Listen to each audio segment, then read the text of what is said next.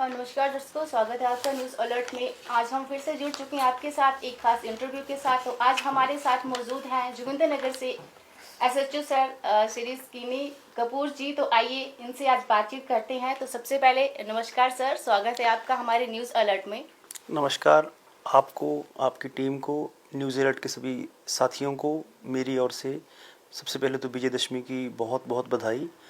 और दूसरा, आपने इस बातचीत में मुझे ये अवसर दिया, इसके लिए आपके न्यूज़ चैनल का बहुत बहुत आभार। तो सबसे पहला क्वेश्चन सर मेरा आपसे ये रहेगा कि सर आप हमें अपने बचपन और शुरुआती जीवन के बारे में कुछ बताइए। आपका बचपन जो था वो कैसा था, कैसा रहा? देखिए, मेरा जो जन्म है वो 1984 9 अप्रैल को हुआ, जी। पालमपुर में, कंडवाड़ी गांव में। और मेरे माता पिता कभी स्कूल नहीं गए। मेरे पिताजी भेड़ पालक थे जी। और बचपन से ही उन्होंने वही काम किया। माताजी भी गृहिणी थी, माताजी ने भी कभी स्कूल नहीं देखा। जी। परंतु माता के और पिता के मन में ये टीस थी कि हमने शायद, हमें या पढ़ाया नहीं गया या हम पढ़े नहीं, तो उन्होंने उस चीज़ की अहमियत को समझा और अपनी पूरी ताकत हमें पढ़ाने लिखाने में लगा दी। अनफॉर्चुनेटली लास्ट ईयर ही मेरे फादर जो है वो एक्सीडेंटल डेथ में, मेरे फादर की डेथ हुई है। तो उस समय भी वो अपना काम ही कर रहे थे, भेड़ बकरियां लेकर मनाली की तरफ जा रहे थे, जहां उनका पाँव स्लिप होने से डेथ हुई। तो वो था कि बचपन में से ही, मैं तो मीडियोकर स्टूडेंट था, मतलब बहुत ज़्यादा आउटस्टैंडिंग स्टूडेंट नहीं था, परंतु एक जिम्मेवारी का आभास कहीं ना कहीं मन में था कि माता पिता का जो अरमान है, वो जब कभी माँ बात करती थी तो लगता था कि नहीं, मुझे कुछ करना ही पड़ेगा। क्योंकि मेरे से छोटा मेरा ब्रदर था और मेरी सिस्टर भी छोटी थी। तो मेरे पिताजी भी बड़े बड़े भाई थे, मैं भी बड़ा बड़ा था। तो एक जिम्मेवारी का आभास उस वक्त भी था कि मुझे कुछ करना ही पड़ेगा, तभी परिवार अच्छी स्थिति में आ सकता है, या तभी हम परिवार को, जो उस दौर की गरीबी थी उसके चंगुल से परिवार को बाहर निकाल पाते हैं। तो मैं सामान्य स्टूडेंट था। मेरी तो सारी शिक्षा दीक्षा सरकारी स्कूलों में हुई है। मैंने गांव के स्कूल में जो वो पहले तो 8वीं तक पढ़ाई की, मिडिल स्कूल हमारे स्पैडू गांव में है, वहाँ 8वीं तक पढ़ा। उसके बाद से गवर्नमेंट सीनियर सेकेंडरी स्कूल कंडवाड़ी में मैंने +2 की। फिर शहीद captain Vikram Batra government degree college से ग्रेजुएशन किया। उसके बाद से फिर मेरे माता पिता ने मुझे पढ़ने के लिए शिमला भेजा, HP यूनिवर्सिटी शिमला। तो HP यूनिवर्सिटी शिमला में मैंने सबसे पहले PG डिप्लोमा HR में किया, ह्यूमन रिसोर्स में पोस्ट ग्रेजुएट डिप्लोमा किया। फिर मैंने bachelor of journalism mass communication की डिग्री की। और फिर मैं तैयारी के साथ साथ मैंने इग्नू से मास्टर इन टूरिज्म मैनेजमेंट, यानी टूरिज्म विभाग में, टूरिज्म से मैंने पोस्ट ग्रेजुएशन की डिग्री ली। तो ये हम सामान्य परिवार से संबंध रखते हैं और ऐसे ही चला है। तो आज जब जीवन के इस छोर पे पहुँचे हैं, तो ये आभास होता है कि शायद जीवन की डोर किसी और के ही हाथ में थी, हम तो जस्ट चल रहे थे। जी, जी, जी।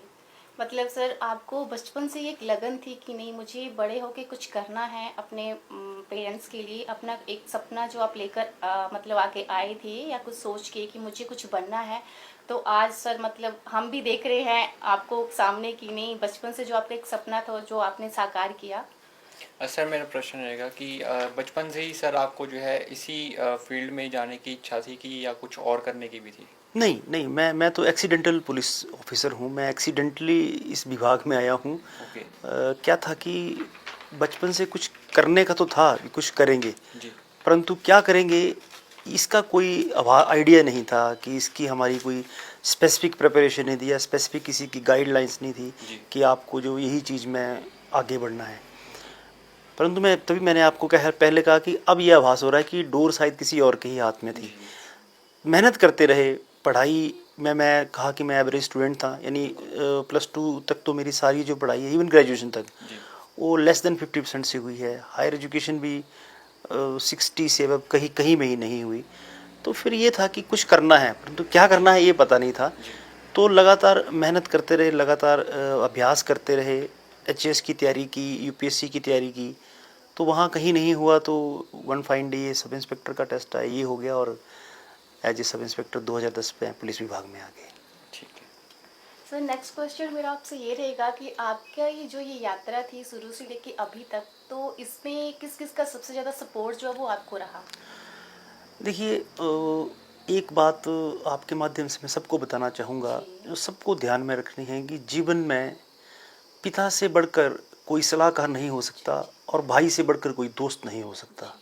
ये हम सबको समझना पड़ेगा। एक हमारे परिवार मजबूत रहेंगे तभी आप मजबूत रहेंगे। फिर जब कारवां चलता गया तो लोग जुड़ते गए। मैं जब हॉस्टल में रहा करता था तो मेरे पास खुद का रूम भी नहीं था। मतलब मैं किसी के साथ हॉस्टल में रहता था। एक आध साल या 2 साल तो मेरे पास हॉस्टल में मुझे कमरा मिला था, लेकिन 2 साल के बाद दिल्ली विश्वविद्यालय में आज के दिन में प्रोफेसर थे डॉक्टर सुनील कश्यप, मैं उनके सानिध्य में रहा। मतलब उनके साथ मैं रहता था। वो उन्होंने मुझे अपना छोटा भाई समझ के अपने साथ में रखा। इसके अलावा मेरे दोस्त थे संजीव, जो सरका घाट से हैं, बैंक मैनेजर हैं। वो मेरे साथ मेरे रूममेट थे। तो हम उनके साथ साथ हम आगे बढ़े। फिर बहुत सारे लोग जुड़ते गए। कुछ कॉलेज के में साथी बने, कुछ यूनिवर्सिटी में साथी बने।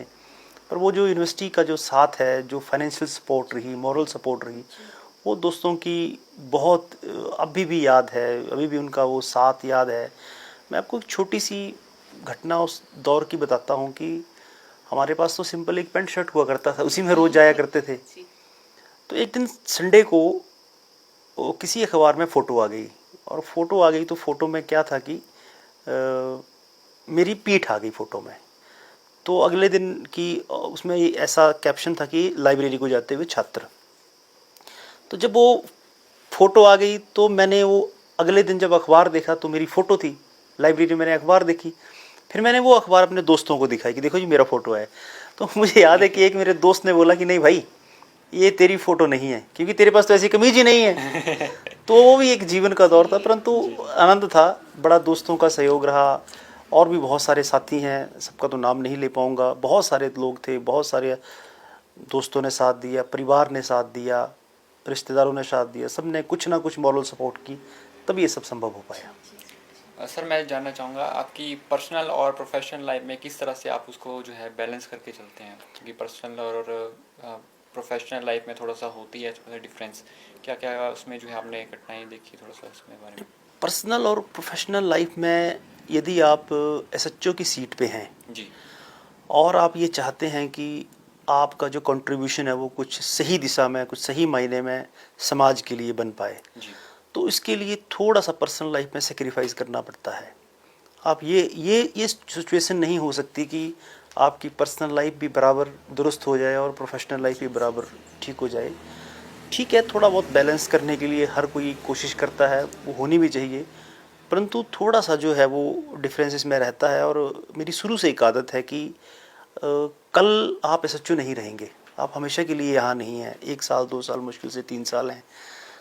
तो क्या है कि 3 साल के बाद आपको शिकवा शिकायत नहीं होना चाहिए कि अब ये क्राइम हो गया, ये बढ़ गया या ये चीज़ हो रही है। क्योंकि जब परमात्मा ने मुझे मौका दिया है तो मुझे अपनी जिम्मेदारी को अपनी पूरी ईमानदारी से, पूरी शिद्दत से निभाना है। परिणाम चाहे जो भी आए, परंतु मेरे प्रयास में कमी नहीं रहनी चाहिए। तो मेरा अगर प्रयास तभी सही होगा जब मुझे पर्सनल लेवल पे थोड़ा सा कंप्रोमाइज़ करने पड़ेंगे। और मैंने जतिन जी ये देखा है, मैं सबको बताना चाहूँगा। मेरी आज 16 ईयर की सर्विसेज हो गई है पुलिस विभाग में। 16 साल। तो जितना कंट्रीब्यूट आप प्रोफेशनली करेंगे, आपके पर्सनल काम बस यूँ होते चले जाते हैं। पता नहीं कौन करवाता है, परंतु मेरे सारे पर्सनल काम बड़ी आसानी से हो जाते हैं। और मैं कोशिश करता हूँ कि मैं अपने प्रोफेशन के प्रति कमिटेड रहूँ। सर मेरा नेक्स्ट क्वेश्चन आपसे ये रहेगा कि आपकी पर्सनल लाइफ की सबसे बड़ी चुनौती जो है वो कौन सी रही है अब तक की? नहीं, मैं अपने आप को बड़ा सौभाग्यशाली आदमी मानता हूँ कि मेरे सिर पे मेरे पिताजी का साया मैं 40 वर्ष का हो गया तब तक रहा। जी।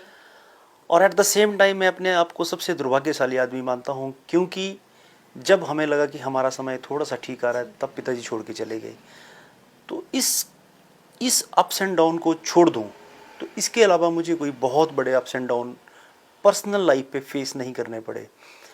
नहीं तो सामान्यतः लोग छोटी छोटी समस्याओं को भी बहुत बड़ा बना लेते हैं। तो इस इतनी बड़ी समस्याएं नहीं हैं कि जिसको आप हल ना कर सकें या जिसके बारे में आप सोच ना पाएँ।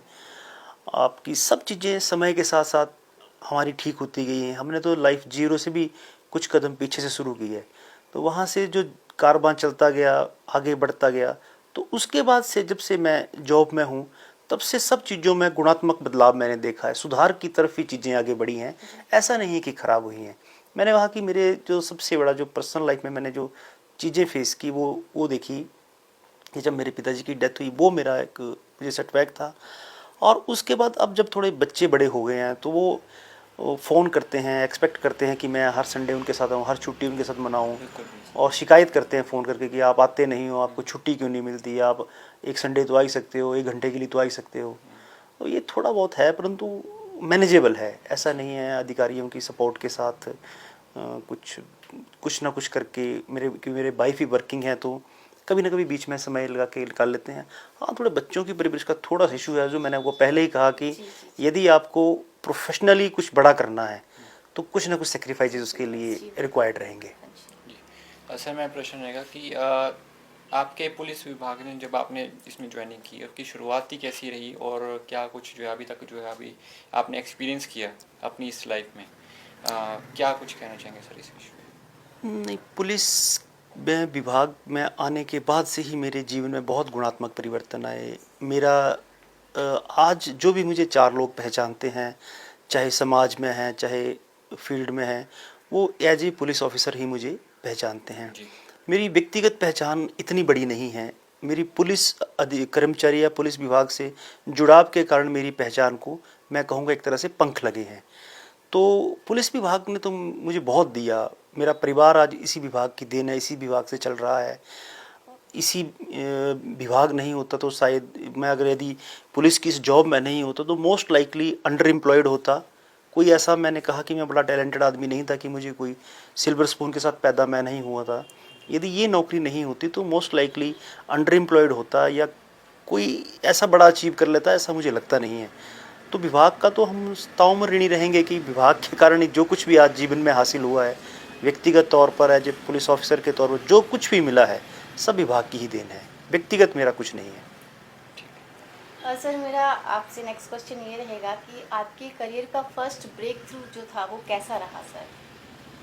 नहीं, मुझे याद है कि मैं यूनिवर्सिटीज़ के दिनों में तैयारी करता था। मैंने कहा कि मैं पहले शुरू में एचएस की तैयारी करता था। इसमें एक बड़ी मज़ेदार कहानी है, मैं आपको सुनाता हूँ। मैंने 2005 में ग्रेजुएशन किया जी। और 2005 में ग्रेजुएशन के बाद मुझे मतलब शिमला जाने का मौका मिला, यूनिवर्सिटी में पढ़ने का अवसर प्राप्त हुआ। तो जब मैं शिमला में देखा तो मैंने देखा कि लोग वहाँ लाइब्रेरी में बैठ के बहुत पढ़ाई करते हैं, तो फिर मैंने भी वहाँ से तैयारी करना शुरू कर दिया। आप मेरा यकीन मानिए कि मुझे 2005 में एचएस की फुल फॉर्म तक पता नहीं थी कि ये एचएस क्या होता है, ये क्या चीज़ होती है। और 2006 में का जो प्रिलिमिनरी हुआ था मैंने वो क्लियर कर लिया था। तो ये 1 साल की मेहनत, इतनी मेहनत की, इतनी से मेहनत की, 1 साल की लगातार उसी काम में जुड़ा रहा कि नहीं यार अब कुछ करना पड़ेगा।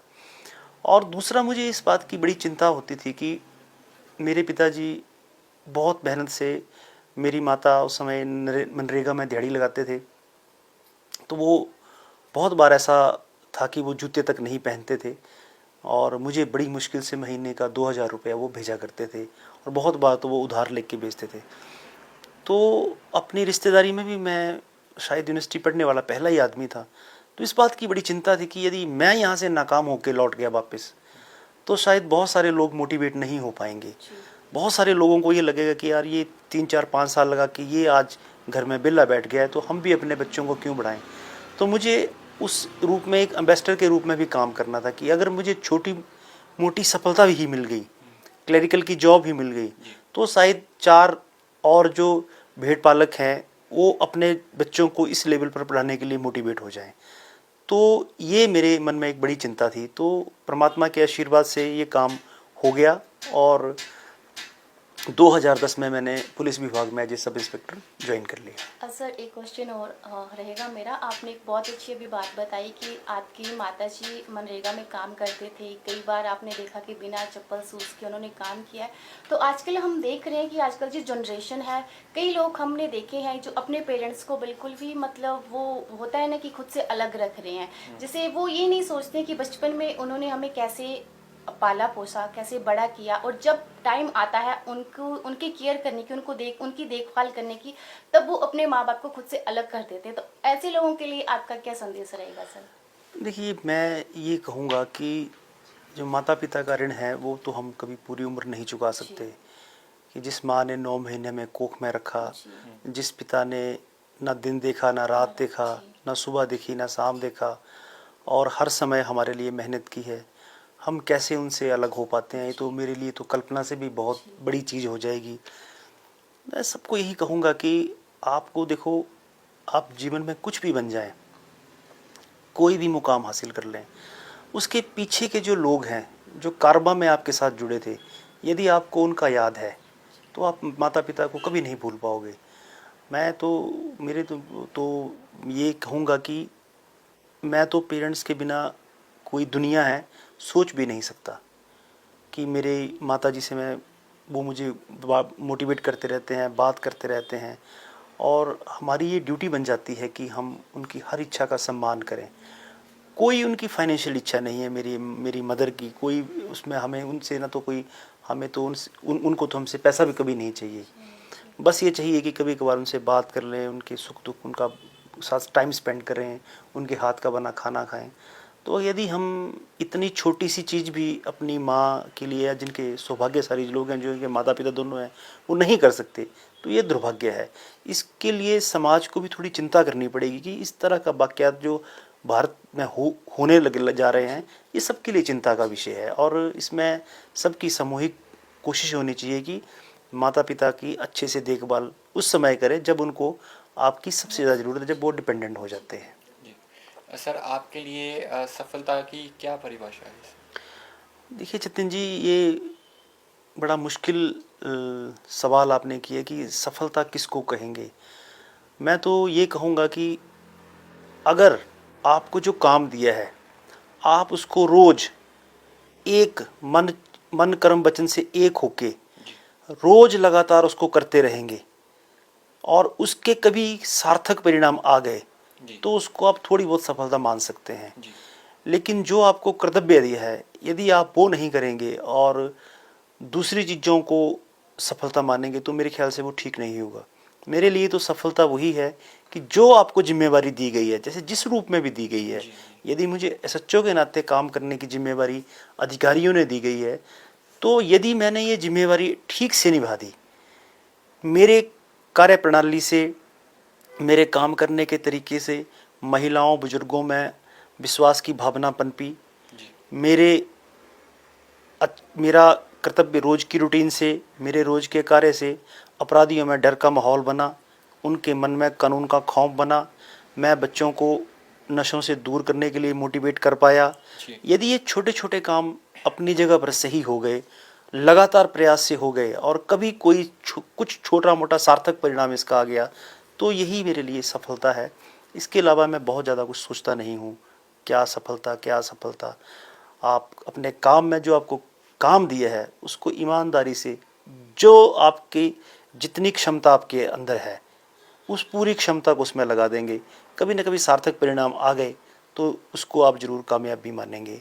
और मेरी कामयाबी का जो, या फेलियर का जो इवैल्यूएशन है, वो शायद अभी नहीं हो पाएगा। अभी तो मैं 1 वर्ष मुझे यहाँ हुआ है। जब मैं कहीं से ट्रांसफ़र चला जाऊँगा, फिर कोई और मुझे रिप्लेस करेंगे, फिर उनके साथ मेरे काम का कंपैरिजन होगा, तभी कुछ उसमें बता पाएंगे कि आप क्या सफल था, क्या असफल थे। जी। सर, मेरा नेक्स्ट क्वेश्चन आपसे रहेगा, आपकी प्रोफेशनल लाइफ का सबसे यादगार पल जो है वो हमारे दर्शकों के साथ शेयर करिए। ऐसे तो बहुत सारे पल हैं कि मैं जब यहाँ जोगिंदर में मेरी जॉब की शुरुआत हुई थी 2011 से 13 में, यहाँ मेरा प्रोबेशन था जोगिंदर में, as a probationer sub inspector मैं यहाँ जोगिंदर से गया था। तो जोगिंदर से बाद मेरी ट्रांसफ़र चंबा हुई थी।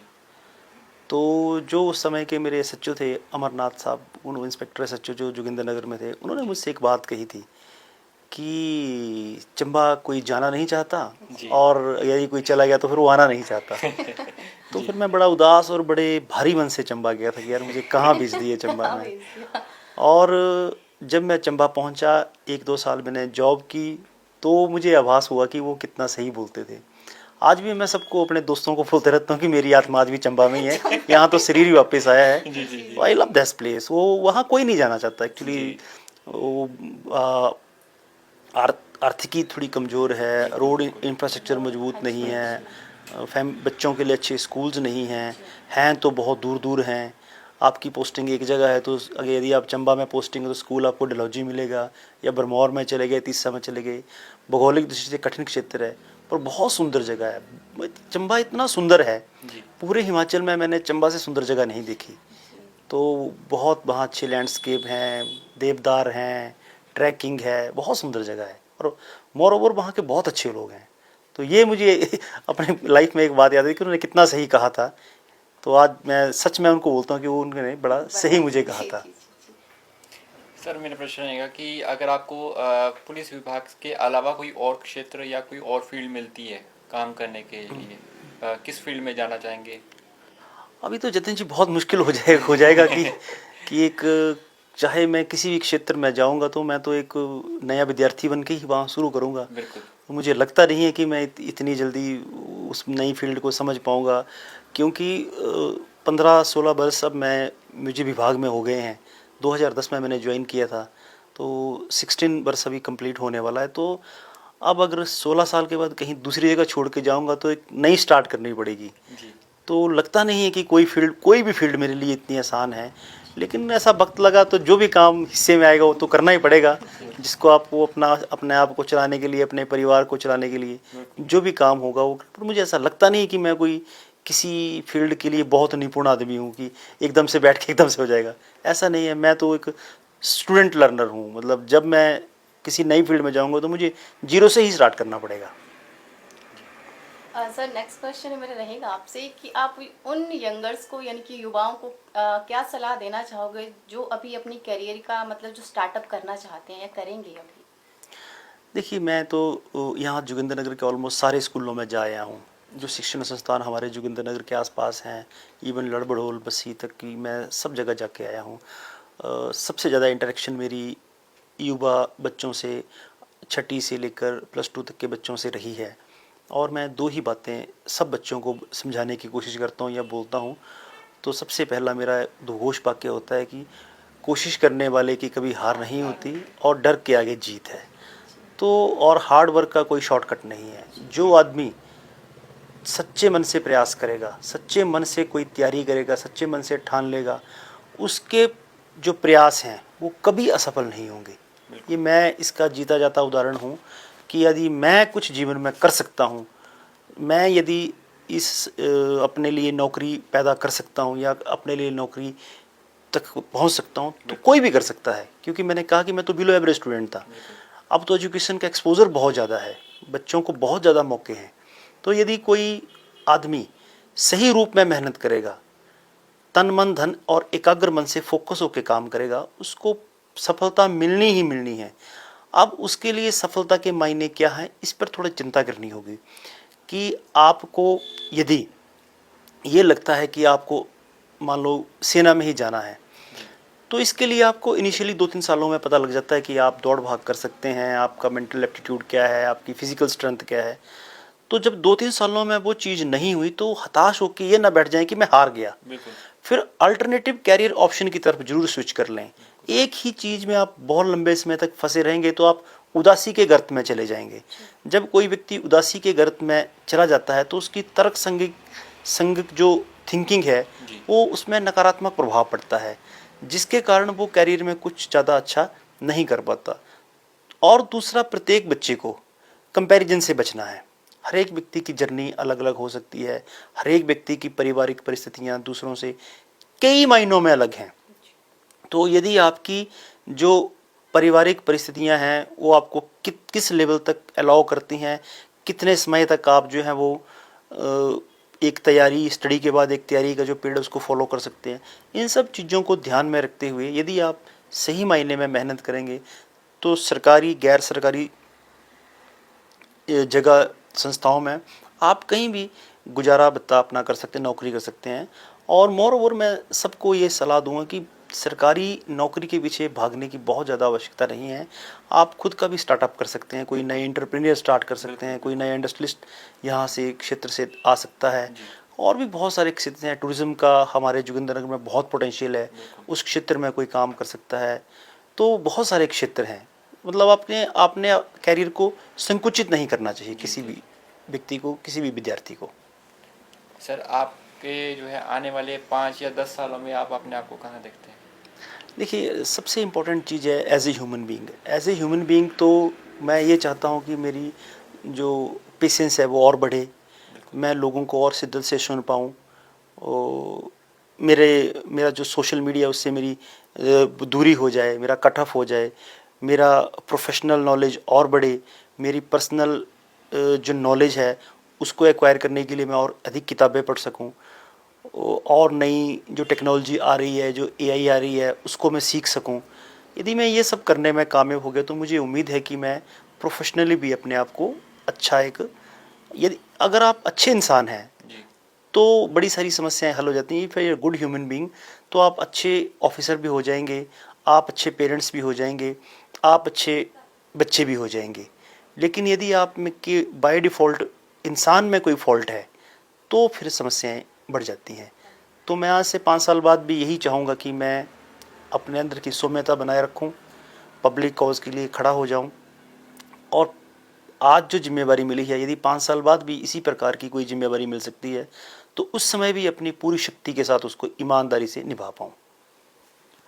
तो सर ये तो थी आपकी पर्सनल प्रोफेशनल लाइफ के बारे में। अब थोड़ा सा हम इससे हट के जाएंगे आपकी सोशल मीडिया की तरफ। सर आपने अपने क्लोज फ्रेंड मनोज ठाकुर जी की कुछ आपने साथ पिक्स जो है वो शेयर की हैं, तो प्लीज़ हमें मतलब हमारे दर्शकों को उनके साथ कोई यादगार पल, या हमें लगता है शायद वो आपके कुछ ज़्यादा ही क्लोज फ्रेंड है, तो कुछ बताइए सर, कुछ ऐसी नहीं नहीं, बातें। मनोज तो बहुत जिंदा दिल इंसान है, जी जी बहुत जी जिंदा दिल इंसान है, जी बहुत अच्छा ह्यूमन बीइंग है, जी बहुत अच्छा ह्यूमन बीइंग है मनोज। जब मैं मंडी सदर में सच्चो था जी। तब मनोज जी वहाँ मुंशी थे, हेड कांस्टेबल थे। जी तो वो कुछ उन्होंने मुझसे सीखा और बहुत ज़्यादा मैंने उनसे सीखा। तो मैं मॉर्निंग वॉक का मेरा रूटीन था, जी तो फिर मुझे कंपनी के लिए मनोज जी मिल गए, फिर मैं उनको रोज़ उठा के ले जाता था। जी फिर धीरे धीरे हमारा दोनों का सेटअप हो गया, और 2023 का जब डिज़ास्टर आया था तो मनोज मेरे साथ 7 दिन लगातार दिन रात मेरे साथ रहा। तो उसके साथ बहुत सारी मेमोरीज़ हैं। कभी कोई संडे को हम ट्रैकिंग का प्लान दोनों ने साथ बनाते थे कि नहीं यार आज कहीं मंदिर चलते हैं, तो मंदिर चलते हैं। मंडी भी बहुत सुंदर जगह है, खासकर जो कोटली का इलाका है, जी। कोटली के इलाके में बहुत सारे मंदिर हैं। मैं उन सब मंदिरों में मैंने ट्रैक करके मैं गया हूँ, और तो उसके साथ भी ऐसी बहुत सारी स्मृतियाँ हैं। ऐसे तो कोई स्पेसिफिक तो कुछ नहीं है, परंतु उसके साथ जो समय गुजारा वो बहुत पॉजिटिव रहा। बड़ा उत्साह, बड़ा एनर्जेटिक इंसान है वो हमें भी एनर्जी भर देता था। और जब कभी थोड़ा बहुत कुछ ही कारण से हम प्रोफेशनली या पर्सनली डाउन हो जाते थे तो वो खड़ा होके कुछ ना कुछ कहता है, कुछ नहीं है सर, कुछ नहीं, हो जाएगा हो जाएगा। जी तो उसके साथ जो गुजारा समय है वो भी एक लर्निंग समय था, और अब भी उसके साथ जब भी आते हैं तो मिलते हैं। Was a good human being, वो बहुत अच्छा इंसान है। वही बात है ना सर कि जैसे बचपन में हमारे पेरेंट्स होते हैं हमारे बैक सपोर्ट के लिए, जब हम बड़े होते हैं इस स्टेज में आते हैं तो कभी ना कभी हमें ऐसे फ्रेंड मिल जाते हैं जो हमेशा हमारी सपोर्ट में रहते हैं। तो शायद वो मनोज ठाकुर जी भी उनमें से एक हैं जो हमेशा आपके साथ रहे हैं। जैसे आपने बताया कि आपने भी उनसे बहुत कुछ सीखा और उन्होंने भी आपसे बहुत कुछ सीखा। तो सर मेरा लास्ट क्वेश्चन आपसे ये रहेगा कि अभी सर कुछ टाइम पहले एक नशे की मुहिम चलाई थी, तो आप उसके बारे में क्या कहना चाहोगे? और जैसे हम देख रहे हैं कि आजकल जो यंगर हैं यूथ जो है वो काफ़ी नशे की तरफ जो है वो आगे जा रहे हैं, और हर दूसरे दिन सर हम देख रहे हैं न्यूज़ में कि नशे की जो है वो खबर आ रही है। तो आप क्या कहना चाहोगे हमारे यंगर्स के बारे में? नहीं, ये हमारी सोसाइटी के लिए सबसे बड़ा चैलेंज कोई है तो वो यही बिंदु है कि जी हमारा जो युवा है वो नशे की गर्त की तरफ जा रहा है। जी ये हम एज ए पुलिस विभाग में हमारे लिए तो चिंता की बात है ही है, किंतु हमारे साथ साथ जो समाज को भी इस पे चिंता करनी होगी, जी सोचना होगा कि क्योंकि केवल कुछ एक पैडलर्स को पकड़ना कोई सॉल्यूशन नहीं है, कोई हल नहीं है। समाज में अलग जगानी पड़ेगी। जैसे मैंने कहा कि हम स्कूलों में अवेयरनेस कैंपेन कर रहे हैं पुलिस विभाग की तरफ से, और जो बहुत अपराधी हैं उनको हमने पकड़ा भी है और आगे भी उनकी धरपकड़ जारी रहेगी। वो तो प्रयास कर रहे हैं, किंतु माता पिता और एक सजग समाज का साथ यदि पुलिस विभाग को मिल जाए तो इस समस्या से हम जल्दी जो है निजात पा सकते हैं। मैं तो ये सबसे अपील करता हूँ कि चाहे आप कोई व्यक्ति नशा करता है या नशा का धंधा करता है, उसका जिस रूप में आप विरोध कर सकते हैं आपको करना चाहिए। विरोध का कई बार समर्थन भी एक पर्यायवाची है, यानी आप विरोध नहीं कर सकते लेकिन जिसने काम किया उसके साथ खड़े हो जाइए, उसको अप्रिशिएट कर दीजिए। लेकिन यदि आप वो भी नहीं कर सकते तो कम से कम जो लोग ये काम कर रहे हैं उनके खिलाफ अपना कोई हिडन एजेंडा लेके सामने मत आइए। इससे वो लोग जो फील्ड पे काम करते हैं बहुत डिमोरलाइज होते हैं, तो उनका मनोबल बना रहे, ऐसा भी हमारा प्रयास होना चाहिए। और जब समाज का, माता पिता का, अध्यापकों का, आप पत्रकारों का, आम व्यापारी वर्ग का सहयोग मिल जाएगा, जब हम इसका जो सामूहिक विरोध शुरू कर देंगे तो इस समस्या से हम जो है वो बहुत जल्दी निजात पा लेंगे। हमने जोगिंदरनगर में बहुत प्रयास किया है, अभी आगे भी ये प्रयास जारी रहेगा। जिसकी धरपकड़ करने की आवश्यकता है उसकी धरपकड़ की जाएगी, जिसको सलाखों के पीछे भेजने की ज़रूरत है वो पीछे जाएगा, और जो समझ सकता है उसको हम समझा के भी मुख्य धारा में वापस ला सकते हैं। ओके, तो first of all sir thank you so much. आपने इतना, पता है हमें आप कितने बिजी रहते हो, अपने बिजी शेड्यूल से आपने हमारे लिए टाइम निकाला, तो उसके लिए दिल से धन्यवाद। तो दर्शकों, ये थे हमारे साथ जोगिंदरनगर से SHO सर। तो इसी तरह जुड़े रहिए हमारे साथ, फिर से एक और ख़ास इंटरव्यू के साथ। तब तक के लिए नमस्कार। नमस्कार।